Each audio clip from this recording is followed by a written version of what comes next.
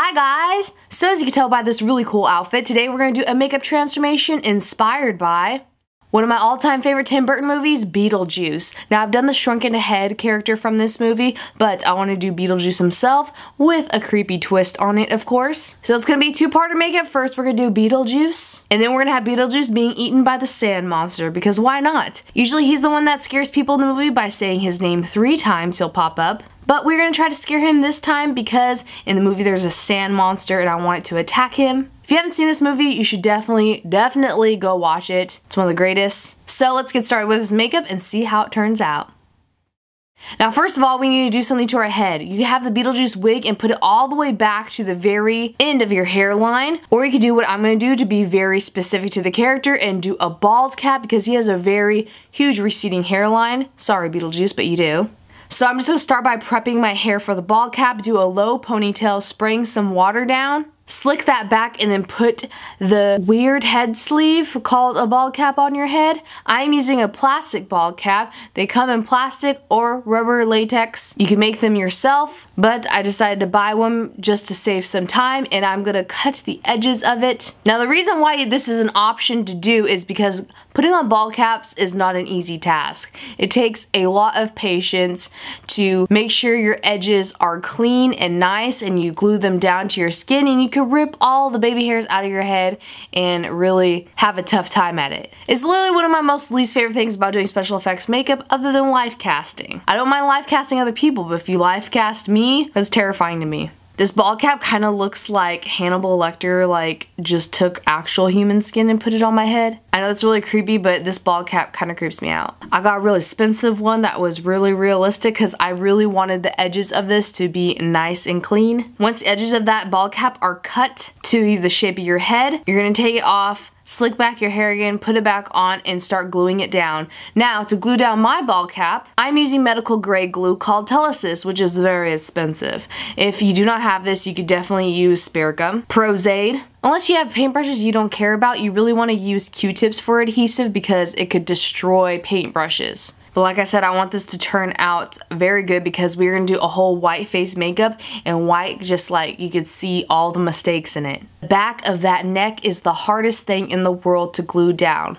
I'm also using some alcohol to make the edges go down nicely onto my skin, 99%. And once your bald cap is securely on your head, you can check if your edges are lifting, and if they are, you could use liquid latex with a stippling sponge, or what I'm using here with the spatula is Bondo, which is more expensive. Now I'm just using some cream white paint. I'm just using this one for Ben Nye and painting it all over that bald cap. You want something creamy and thick so that it covers your actual hair color that's showing underneath the bald cap. Get every inch of that bald cap material, even around and behind the ears. We kind of start looking like an alien or Fester from the Addams Family, especially when we get our white aqua paint. I am leaving circles around the eyes where your eye sockets would be because we are going to paint that black, and if you paint it white first, it might mix with the black to make it gray, and we don't want that. I'm starting off with a paintbrush, but what I would really suggest to apply this white aqua paint is a damp makeup sponge. Just gives more even layers. Make sure to get your mouth and inside and around your ears and down your neck.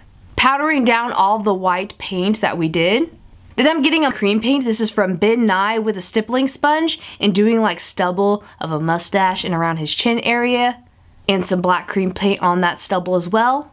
Then we need to do the mossy green patches that Beetlejuice has. You could do this with liquid latex is what I would suggest, but I decided to do it with like this crystallized fake ice powder stuff. You want something that has texture that will look like it's flaking off or scabbing. I'm getting some Telesis, or use spare gum or any adhesive, and then applying that green cream paint on top of those scabby areas, starting off on his mouth, and then put some black around there. Put some black paint around the lips and tap it with your fingers to make it more gray tone. And then we're going to take that green paint on top of the other textures that we did around Beetlejuice's hairline that's receding. Even if you don't have this fake snow, what would be really good is some crystallized hard sugar or salt would be great. Or, like I said, A texture latex mixture where the patches of green would be great. It's gonna look like swamp moss color, scabby swamp moss, around his head in the bald cap, receding back to have a huge forehead. You wanna do this near the ears and connecting to that beard area. You wanna do some of that green scabs on your neck as well. I kinda wish I did the liquid latex because I feel like you could have more control over what texture you have because the salt fake snow was really hard to put on the face. Now we're gonna move on to those eye sockets. I got some black cream paint. This is actually NYX Jumbo Eye Pencil in black. It doesn't have to be completely black. It could just be more smudged because that's what Beetlejuice's eye makeup in the movie looked like. It kind of looked like it was made with ashes or something and not just solid black. And then I'm gonna set those eyes with some powder. And I'm gonna set the rest of that green paint that we did with some translucent powder as well. Now it's time to put on the Beetlejuice wig and have it set back on that giant hairline around the moss green texture that we did. You might definitely want to glue this wig down with some spirit gum, or what I'm using is Telesis again because it has nothing to really grip onto because you have that ball cap on if you did a ball cap. Then I'm getting some matte black eyeshadow and shadowing in around those eye sockets and to contour the nose. And I'm getting some matte black eyeshadow to do with some frown marks on his forehead. Now it could be totally done here, but I went even further and dirtied his teeth. I did a mixture of green with some yellow and some parts of black and more green. Beetlejuice's teeth in the movie looks like he ate boogers and sewage at the same time, if that's possible. That's the color that it gives off. I'm so used to tooth paint by now, it's kind of gross because if you first try this out, it tastes disgusting. And that is our Beetlejuice makeup transformation. You could stop here or you could move on a little bit further if you dare because we are about to get eaten up by a creature. Beetlejuice is about to have the fright of his life. I love this costume. I could wear this coat like every day. I'll put the links down below to everything that I used in this video as always. So to start off with Beetlejuice being attacked by the sand monster, we need to move some of that costume and take away some of the makeup on the neck. Then yes, I'm going back in with white makeup. Why did we take away white makeup, Kat, if we're going to put more white makeup on? Well, this is going to be fresh white makeup that you could put any type of shape. We're going to do the shape of like a clam, a little clam, and then a bigger type of similar shape around your chest and your collarbones. If you really want to go extreme, you could get like a tube top, or if you're a guy, you could go shirtless and do a crazy amount of body paint on your chest. Take off the costume and make it as crazy and gory as you want, but we're just gonna have it seeping through his outfit on his chest and chomping him from the bottom of his head up. With that white paint and a smaller paintbrush, I am doing smaller parts of like where I want the teeth marks to end up being on both sets of the monster. I say both sets because this monster has not one, but two heads.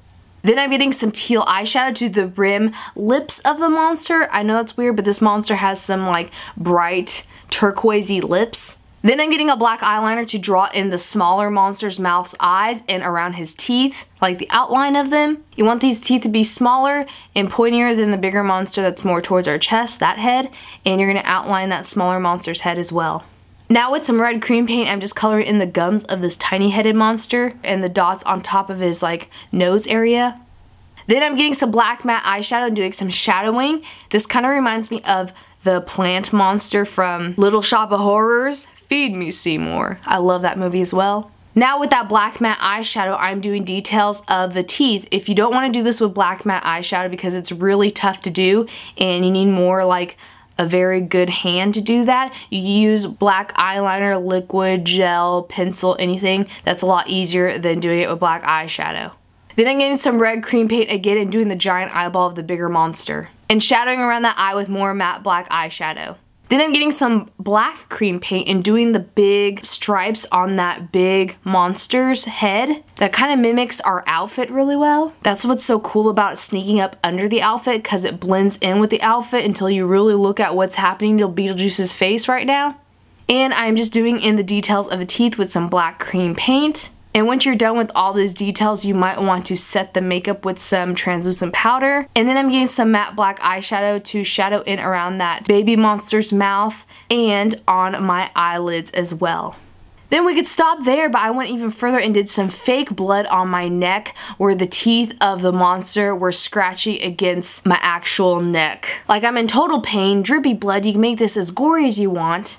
But that is our very finished twisted Beetlejuice makeup look of the sand monster from the Beetlejuice movie attacking him. The sand monster doesn't really have a name in the movie, but I absolutely love how it mimics his outfit and sneaking up from under him to chomp down on his neck and his head and consume him all. But now it's time to take this off. I hope you guys enjoyed this video. Leave me a comment down below on what other Tim Burton makeup I should do, because I am his biggest fan. He inspires me so much. Taking this off was a lot easier than I thought because taking bald caps off are not fun at all. You need Super Solve or isopropyl myristate if you can't get any bald cap or adhesives off. I use baby wipes, then makeup remover wipes, and a very good shower. Getting the white paint out of my ears will look like I've been trying to smother my ears in baby powder for days on end. But thank you guys so much for inspiring me to do this. It was so hard to put out a video of a makeup transformation recently. I know it's a little bit decreased in the amount of makeup transformation videos because I was so incredibly sick, but now I'm feeling a lot better to do this and other makeup transformations in the future. Stay tuned. I am so excited. And I love you all, and I'll see you soon. Bye!